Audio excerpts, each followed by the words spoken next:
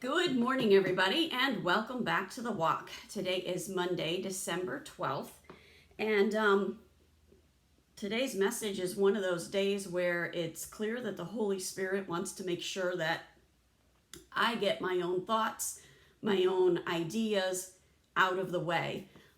It took a very long time this morning before the Lord gave me the message, and when I finally got the message, all I got was start reading John 7.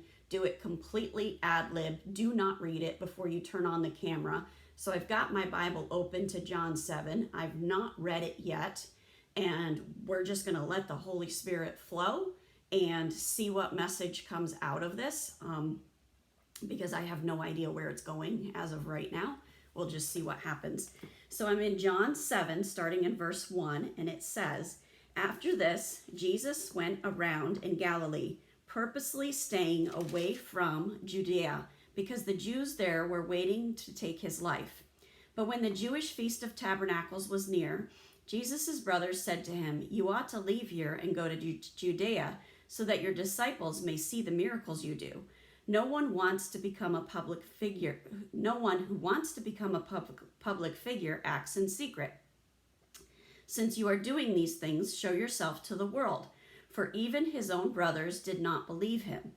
Therefore Jesus told them, 'The right time for me has not yet come. For you, any time is right. The world cannot hate you, but it hates me, because I testify about what it does is evil. You go to the feast. I am not yet going up to this feast, because for me the right time has not yet come.' Having said this, he stayed in Galilee." Now, as I'm reading this, one of the things that's really jumping out at me is that our calling happens in God's timing. It is part of that divine appointment. And when God decides to elevate a person, that person's going to be elevated, whether they look to be elevated or not. It's very important to stay in that humble place and remember that everything that's being done through you is to God's glory. It's God's power. It's God's strength. It's God's majesty. It is not your credit. So you stay humble. You keep the glory focused on God.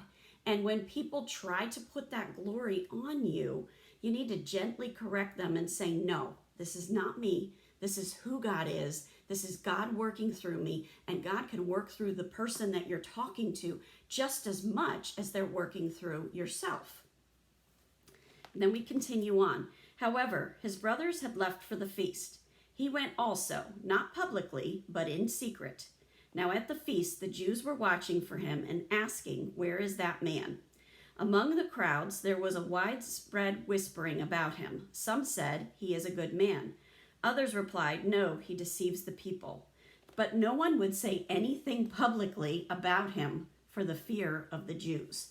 These Jews have an enormous amount of power within this society. And the people are afraid of that power. They're afraid of being kicked out of the temple. They're afraid of being ostracized. These Jews can be very vicious when they decide to retaliate against people. And the people know that these Jews are very much against what Jesus is doing, because Jesus is a threat to their position. Their position is not a humble position. They have worked to elevate themselves. They have worked to put the glory on themselves. They are the direct opposite of what the Bible tells us to do. The Bible tells us to put all the glory on Jesus Christ. So when you have those divine appointments, when you are fulfilling your calling, keep that glory on Jesus Christ. And I'm kind of laughing to myself because, you know what, I don't think I would have had as strong of a message if I hadn't done it ad lib. The Holy Spirit knew exactly what needed to happen here. It needed to be all God's glory. So as you go into your prayer closet, pray that you can keep yourself to the side and keep the glory focused on Jesus Christ as you go through your day. Have a wonderful day. God bless, and keep walking the walk.